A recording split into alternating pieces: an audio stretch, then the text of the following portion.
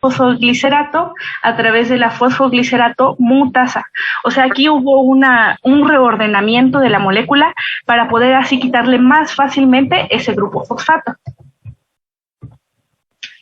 La reacción número 9, el 2-fosfoglicerato pasa a fosfoenol piruvato, que es la PEP, a través de la enzima enolasa. La reacción número 10, ya el fosfoenol piruvato pasa a ser piruvato en sus dos formas, enólica y cetónica. Y aquí ya obtenemos nuestra última ganancia de ATP. Como vemos, aquí igual se le quita este grupo fosfato, pasa al ADP y se convierte en ATP. Y así tenemos nuestra ganancia de 2 ATP. Ahorita vamos a hacer el conteo neto de cuánto. Si gastamos 2, pero obtuvimos 4, total ganamos 2. Pero ahorita se los voy a explicar en otra tabla. Y eso nos lleva a donde nos quedamos el día de ayer, que fue hasta esta reacción número 10. Como ven, ya estamos ubicados en esta última parte, con el piruvato. Pero ahora, ¿qué pasa con ese piruvato? Se supone que hasta aquí ya es la glucólisis.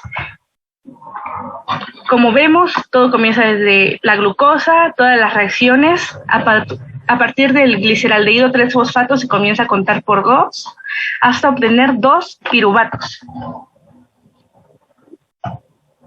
Y ahora sí, llegamos al conteo energético que les dije. En la primera parte, bueno, gastamos una glucosa al inicio, pero como productos finales obtenemos 2 piruvatos. Este es el resumen de todo, por así decirlo. En la primera parte, igual, gastamos 2 ATP, o sea que esos 2 ATP los necesitamos de nuestro cuerpo para así poder realizar las demás reacciones, pero digamos que es una inversión, porque vamos a tener una ganancia. Entonces, nuestra ganancia fueron 4 ATPs en la segunda reacción, como vemos aquí y aquí. Pero la ganancia neta es 2 ATPs, porque se le quita lo que se le invirtió a estos 4. Por lo tanto, tenemos de ganancia neta estos 2 ATPs. Bueno, también nosotros gastamos 2 fosfatos inorgánicos durante todas estas reacciones y ganamos 2 NADH, que es nicotidamina, adenina, dinucleótido en su forma reducida. Que esos NADH los vamos a utilizar posteriormente en otras reacciones.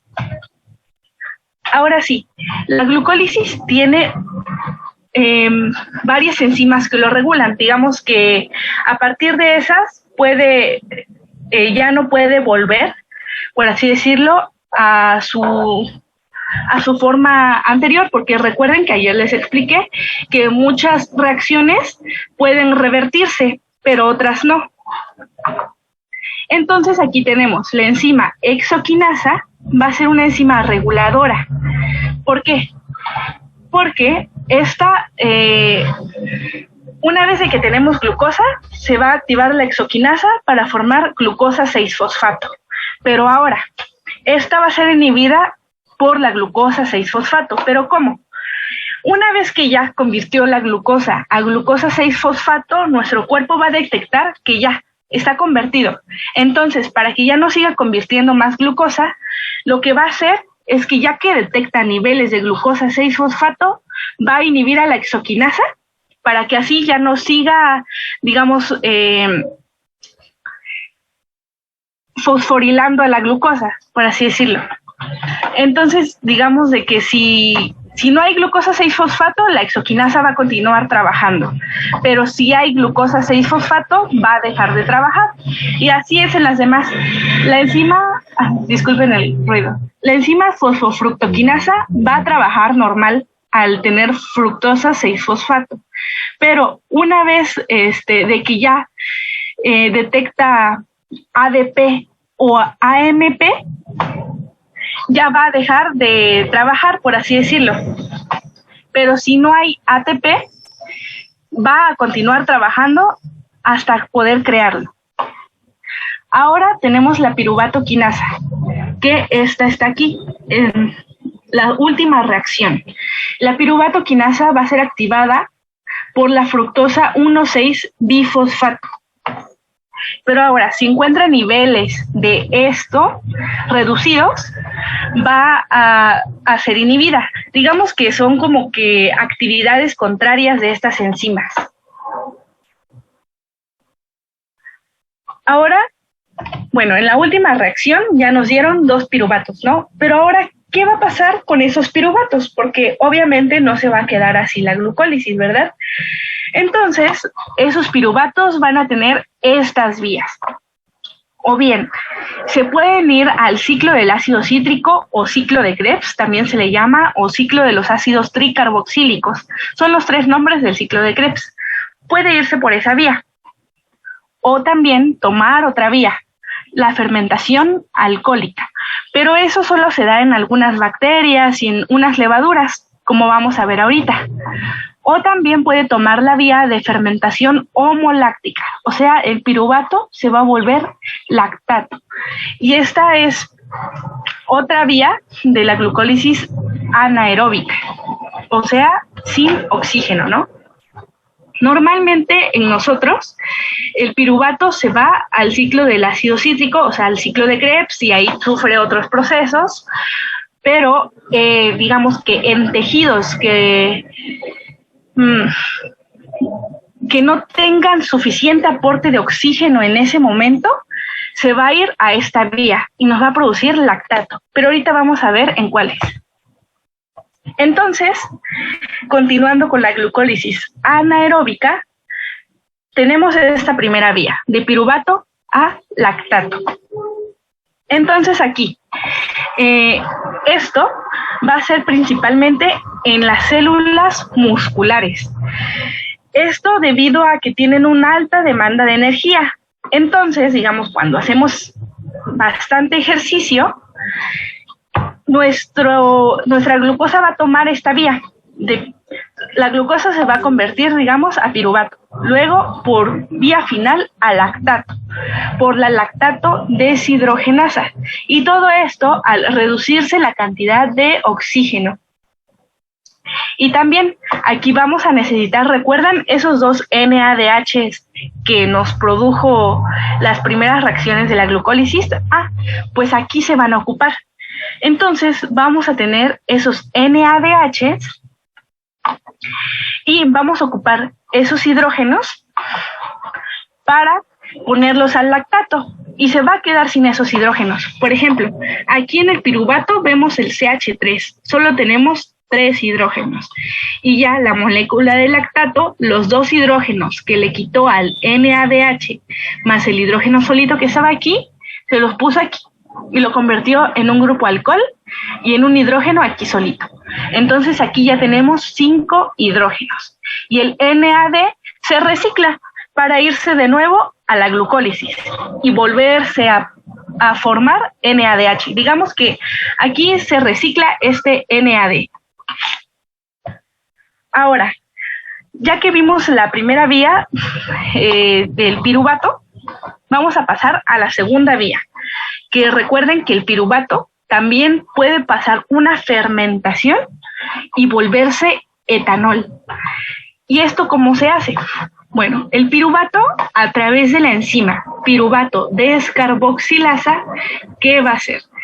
Le va a quitar un grupo carboxilo que vemos aquí, solamente le falta el hidrógeno que es CO, doble ligadura, y un grupo OH. Entonces le quitó este grupo y se forma acetaldehído. Nos va a liberar una molécula de dióxido de carbono. Entonces, una vez que ya tenemos acetaldehído, se va a convertir a etanol a través de la alcohol deshidrogenasa. O sea que aquí nos va a quitar 2 hidrógenos de nuevo, porque por ejemplo aquí tenemos, nos va a aumentar 2 hidrógenos. Aquí tenemos CH3 y un hidrógeno, aquí ya tenemos CH3, CH2 y un grupo OH. Digamos, este es el etanol. Ahora, este proceso normalmente va a ocurrir en microorganismos unicelulares. Eso significa que pueden ser normalmente las bacterias las que produzcan esta fermentación alcohólica. También pueden ser levaduras, los lactobacilos, y nos va a generar este etanol. ¿Y en dónde vamos a ocupar ese etanol? Bueno, en muchos alimentos que nosotros consumimos, por ejemplo, el vino, el alcohol, los quesos, se fermentan y nos producen esto. Y bueno, también si hay un exceso de este etanol, por eso tiene que estar regulado. Si hay un exceso, las mismas levaduras que lo producen podrían morir. La concentración aproximada de esto es de 12 al 16%, que esta concentración de etanol la vamos a encontrar en todos los vinos naturales. Entonces ya vimos las primeras dos vías, como vimos acá, del piruvato. La fermentación homoláctica al lactato, cuando hay una disminución de la concentración de oxígeno en ciertos tejidos, como por ejemplo el músculo, que ya les había explicado, y la fermentación alcohólica para producir etanol. Pero esta vía la van a tomar normalmente los microorganismos unicelulares, como ciertas bacterias, levaduras, lactobacilos. Y ahora, en las demás células del cuerpo humano, puede tomar esta vía, el ciclo de Krebs. Pero esta vía la vamos a ver la semana que viene. Mi compañero Hiram se los va a explicar. Bueno, me preguntan que qué pasa si hay un exceso de etanol. Bueno, yo había explicado en el Baines, viene que cuando se alcanzan concentraciones altas de este etanol, mueren las levaduras. O igual nos puede provocar ciertos procesos en los que aumente, digamos, nuestras calorías. Porque, por ejemplo, el etanol o el alcohol también nos va a proporcionar más calorías que 1 gramo de glucosa. 1 gramo de glucosa, ayer yo les explicaba que nos va a proporcionar 4 calorías. Y 1 gramo de este etanol nos va a producir 7 calorías. Entonces también nos puede dar más contenido energético. Pero el libro Baines mencionaba que cuando se alcanza estos contenidos es que mueren las levaduras, cuando se alcanza una alta concentración de etanol, que es aproximadamente del 12 al 16%. Y esta concentración es la que normalmente tienen los vinos naturales.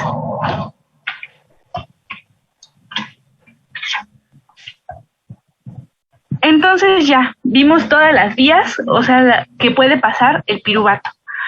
Ahora vamos a ver la correlación clínica de todo eso de la glucólisis. Primero, el eritrocito. La glucosa va a ser muy importante y todo el proceso de la glucólisis para que el eritrocito tenga energía.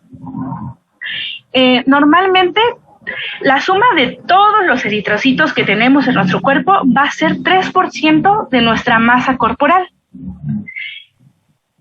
Vamos a consumir, los eritrocitos consumen 20 gramos, o sea, 0.1 mol de glucosa por día. Eso va a equivaler a un 10% de nuestro metabolismo corporal total de la glucosa. El otro 90% ya en otras células de nuestro cuerpo, pero el 10% la van a consumir los eritrocitos. Y el 90% de esa glucosa va a ser metabolizado por glucólisis, el 10% por otras vías, y nos va a producir poca síntesis de ATP. Ahora, la inhibición de la fosforilación a nivel de sustrato por el arseniato. Como vemos aquí, en la tabla periódica, tenemos el fósforo, el grupo número 15, la familia 1, 2, 3, 4, la familia 5A. Entonces, de la misma familia va a ser el arsénico. Y ven que en muchos procesos ocupamos al fósforo. Entonces, digamos que nuestro cuerpo, por así decirlo, se podría llegar a confundir y en lugar de ocupar al fósforo, va a ocupar al arsénico. Entonces, ¿eso qué nos va a provocar? Bueno, se van a hacer enlaces acil-arseniato, pero esos enlaces van a ser muy inestables. Entonces, al ser inestables, no van a poder seguir todas las reacciones de la glucólisis. ¿Y qué va a pasar? No va a producir energía. Entonces, va a disipar también la energía redox y va a evitar la fosforilación en la reacción. Entonces, digamos que nuestro cuerpo se confunde y digamos, la molécula ya no va a seguir todas las vías que ya vimos anteriormente y no vamos a poder tener ATP. Ahora, la inhibición de la enolasa por el fluoruro. Aquí, el fluoruro va a ser un inhibidor competitivo de la enolasa. Esto va a bloquear la glucólisis y producción de lactato en el eritrocito. Este va a ser usado en muestras de laboratorio para evitar resultados falsos. Por ejemplo, aquí les explico. Normalmente, cuando nosotros nos vamos a hacer una química sanguínea para saber nuestros niveles de glucosa en la sangre, tarda en lo que nos quitan la sangre, en los que las ponen por el tubo. Ustedes, bueno, ya en las prácticas que vamos a hacer, ya vamos a ver cómo se extrae la sangre. Entonces, en lo que ocurre todo ese proceso y en lo que ya van a comenzar a hacer todos los estudios, mientras, para evitar la hemólisis, o sea, la ruptura de todos esos eritrocitos, se les añade un compuesto. Y ese compuesto es el fluoruro sódico. Entonces, para que no ocurra esa hemólisis, o sea, para que nos dure más, porque aproximadamente todo ese proceso en lo que se toma la muestra sanguínea y ahora sí se manda al laboratorio tarda 1 hora aproximadamente. Entonces, para evitar esa hemólisis de los eritrocitos o de que, digamos, también para que esos eritrocitos no sigan consumiendo la glucosa que hay en la sangre porque pueden dar falsos positivos, porque recuerden que los eritrocitos ocupan la vía de la glucólisis en un 90%. Entonces, para que no consuman esa glucosa y no sé, niveles bajos, porque qué tal si la persona tiene niveles altos, se les pone esto. Y así digamos que se suspende porque tiene un inhibidor competitivo de la enolasa. Entra en lugar de la enolasa, como ya vimos. Y así ya no se va a producir la glucólisis. Y nuestros niveles de glucosa se van a mantener normales en la muestra en lo que se procesa. Entonces, esto nos ayuda a que no den falsos positivos. Ahora veamos la deficiencia de la piruvato sinasa. Esta enzima la vimos en la reacción número 10. Entonces, si hay una deficiencia de esa enzima, ¿qué nos puede producir? Anemia hemolítica, o sea, de que se van a romper nuestros eritrocitos. Entonces, esa va a ser una enfermedad autonómica recesiva, o sea, que no la vamos a heredar directamente, sino que puede estar en los genes, pero en otras generaciones es que se puede expresar esa enfermedad. El diagnóstico se da por análisis genético o también para saber las concentraciones de las enzimas y metabolitos eritrocitarios. Y su gravedad es variable. ¿Qué síntomas nos puede producir la anemia?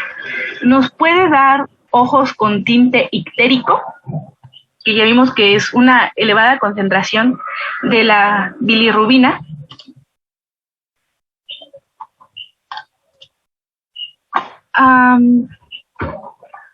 ¿Me están diciendo de que no se cambiaron mis diapositivas?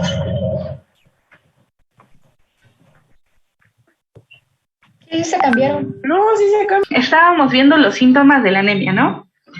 Entonces, aquí vamos a tener ojos con tinte ictérico por elevada concentración de bilirrubina. La piel va a estar pálida, fría, también con coloración amarillenta, debido a la ictericia también. vamos a tener dificultad para respirar, debilidad muscular, vamos a tener cambio en el color de las heces, va a haber una esplenomegalia, el corazón va a tener palpitaciones más rápidas, frecuencia cardíaca rápida, dolor en el pecho, puede también haber un ataque al corazón. Vamos a tener presión arterial baja. Y bueno, nos va a provocar fatiga, mareo y desmayo. También, bueno, la fatiga, el libro mencionaba que puede deberse por lo que no se produce la misma glucólisis. Entonces, al no producirse la glucólisis debido a la piruvato sinasa, entonces nuestros músculos no van a tener esa vía anaeróbica.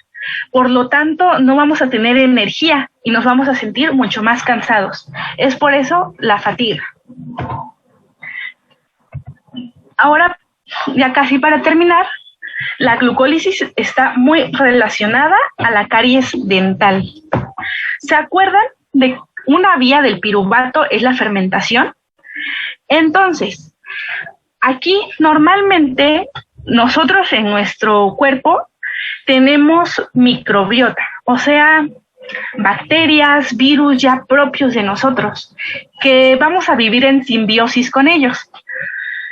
Pero, digamos, todo va a ocurrir normal, no vamos a tener ningún proceso patológico mientras comamos bien, tengamos buen sistema inmune. Pero si se les da demasiada comida, por así decirlo, a estas bacterias, por ejemplo, el Streptococcus mutans, si se les da carbohidratos refinados, fermentables, entonces, ¿qué va a pasar? Van a comenzar a replicarse, o sea, a hacerse más y más y más debido a que se les está dando la comida que a ellos les gusta. Entonces, al replicarse más y más y más, estos van a producir la fermentación, van a fermentar esos carbohidratos. Y entonces, al fermentar esos carbohidratos, estas bacterias, va a erosionar el esmalte dental y la dentina. Entonces, esta fermentación crónica va a provocar todas estas caries, porque se va a estar degradando o erosionando la hidroxiapatita, que es la matriz de fosfato de calcio de nuestros dientes. Entonces, para eso es importante el flúor, porque se une y hace un complejo, fluoroapatita. Y este complejo hace que nuestros dientes sean resistentes a la desmineralización. Es por eso que también debemos de aplicarnos flúor cada cierto tiempo para evitar esta desmineralización y así también evitar las caries dentales. Pero todo esto, como resumen, es causado por el Streptococcus mutans y ciertos lactobacilos al consumir en exceso carbohidratos refinados fermentables. Estos se van a encontrar entre las fisuras de los dientes y en las bolsas gingivales. Ya, por último, vamos a ver la glucólisis en las células tumorales. Los tumores se dice que son glucolíticos por sus grandes requerimientos metabólicos. No sé si han escuchado de que aquí están inhibidos ciertos genes que son los que van a regular el crecimiento celular. Entonces, aquí vamos a tener dos tipos de genes, unos que ayudan al crecimiento celular u otros que inhiben el crecimiento celular. Entonces, muchos genes que inhiben el crecimiento celular, o sea, hacen de que todas nuestras células tengan un tope máximo para replicarse, esta inhibición de esas células hace de que tengamos ciertos tumores, de que se repliquen en exceso, se repliquen. Entonces, al estar formándose muchas células, entonces al estar replicándose muchas células, eso también nos va a requerir mucha energía, como ven. Entonces, las células tumorales van a tener alterado este proceso de la glucólisis, lo van a utilizar demasiado. Y es por eso que son glucolíticas. Se van a dividir rápidamente y van a necesitar muchísimo aporte de oxígeno y nutrientes. Aquí también, debido al requerimiento de todos estos nutrientes, van a tener activada al máximo esta vía. Y también recuerdan que una vía del piruvato es volverse lactato, ¿no? Entonces, una producción y acumulación de ese lactato va a formar un ambiente ácido, porque recuerden que es ácido láctico. Entonces, por lo tanto, va a formar un ambiente ácido en todo este tumor y puede provocar un centro necrótico, o sea, de que, digamos, en el centro del tumor puede que tengamos ciertas células muertas debido a esta acidez, pero aún así se van a seguir replicando y replicando estas células. Y también se van a secretar ciertas citocinas, quimiosinas, que van a hacer de que haya una angiogénesis, o sea, creación de nuevos vasos sanguíneos. Y a través de estos nuevos vasos sanguíneos que se van a estar creando, aquí va a pasar toda la sangre y van a estar alimentando a esos tumores y cada vez se van haciendo más grandes. Y bueno, esto sería todo por el tema de la glucólisis. Voy a